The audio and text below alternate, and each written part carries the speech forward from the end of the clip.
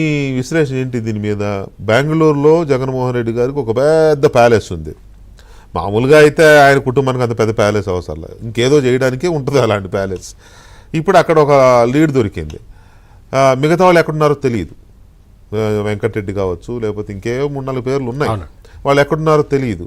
So వీళ్ళందరూ కూడా అక్కడే ఉన్నారు అక్కడే ఉన్నారంటే ఉండుంటారు అనేది ఒక అనుమానం. కొంతమంది వైసీపీ వాళ్ళు దాన్ని ఇండైరెక్ట్గా చెప్తున్నారు, మా వాడు దాచి ఉంటాడని.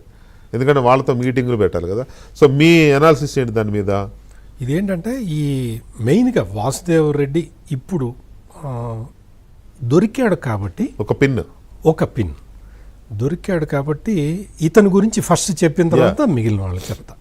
ఇతను ఎట్లా అంటే ఇతన్ని ఇప్పటివరకు అరెస్ట్ చేయలేదు, కానీ ఇతను మాత్రం పోలీసు రాడార్లో ఉన్నాడు. ఒక స్పెషల్ టీం ఇతని కోసం వెతుకుతూ ఉన్నది. ఇతనికి ఏంటంటే మెయిన్గా అంతకు ముందర ఇతన్ని హైదరాబాదులో ఇతర చోట్ల ఇతని గురించి ఎంక్వైరీ చేశారు, పట్టుకున్నారు, నోటీసులు అవి ఇచ్చారు కదా. అవును. అప్పుడు చాలా హ్యూజ్ గోల్డ్ దొరికింది, అవును, మనీ దొరికింది. ఇవన్నీ దొరికిన తర్వాత అతను యాక్చువల్గా ఇండియన్ రైల్వే సర్వీస్ ఆఫీసర్. అవును, ఇక్కడ హైదరాబాద్లో చేసేవాడు. అంతకు వీళ్ళకి ఏంటి అంటే ఇతను మెయిన్గా వాసుదేవ్ రెడ్డి గుంతకల్ డివిజన్లో పనిచేసేవాడండి. గుంతకల్ డివిజన్లో పనిచేసేటప్పుడు కమర్షియల్ ట్రాఫిక్ ఇది చూసేవాడు, అంటే రైల్వే ర్యాక్లు అలాట్ చేసే ఉద్యోగం చేసేవాడు. అప్పటి నుంచి జగన్మోహన్ రెడ్డి తోటి పరిచయాలు ఉన్నాయి, సంబంధాలు ఉన్నాయి, లావాదేవీలు ఉన్నాయి, ట్రాన్సాక్షన్స్ ఉన్నాయి.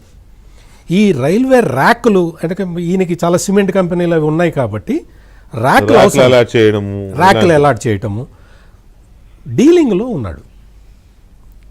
గుంతకల్లో ఈయన ర్యాకుల్ని అసలు అసంబద్ధంగా ఇస్తున్నాడు అన్న ఉద్దేశంతో సిబిఐ కూడా ఇతని మీద దృష్టి సారించి ఉన్నదండి. సిబిఐ మీద కూడా, అంటే సిబిఐ దగ్గర ఈయన మీద కంప్లైంట్లు ఉన్నాయి, పెండింగ్లో ఉన్నాయి. జగన్మోహన్ రెడ్డి ప్రత్యేకత ఏంటి అంటే దేశంలో ఏ డిపార్ట్మెంట్లో ఎవరు పెద్ద అవినీతి పరులు ఉంటారో సెలెక్ట్ చేసుకోవటం ఆయన ప్రత్యేకత. అటువంటి వాళ్ళందరినీ సెలెక్ట్ చేసుకుంటాడు. అట్లా దొరికిన వాడు ఈ వాసుదేవ్ ఆణిముత్యం. అట్లా దొరికిన ఆణిముత్యం ఇప్పుడు ఈ వెంకటరెడ్డి వీళ్ళందరూ కూడా గనులు ఇవన్నీ, మధుసూదన్ రెడ్డి, లేకపోతే ఇప్పుడు కొత్తగా తుమ్మ విజయ్ కుమార్ రెడ్డి, అందరు ఇదే బ్యాచ్. విజయ్ కుమార్ రెడ్డి మరి ఇది వీళ్ళ కళ్ళు చూస్తుండగానే వెళ్ళిపోయాడు ఆయన హిమాచల్ ప్రదేశ్కి. అక్కడ వెళ్ళిపోయాడు, చాలా శతవిధాల ప్రయత్నం చేశాడు చేరటానికి. స్టేట్ గవర్నమెంట్ క్లియరెన్స్ లేకపోతే మేము చేర్చుకోమన్నారు, దాంతో ఆగాడు. ఇప్పుడు విజిలెన్స్ కేసు ఇదైంది. వీళ్ళందరూ ఏంటంటే ఇతన్ని ట్రాక్ చేసినప్పుడు ఈ వాసుదేవ రెడ్డిని పోలీసు రాడార్లో ఉన్నాడని చెప్పాను కదా.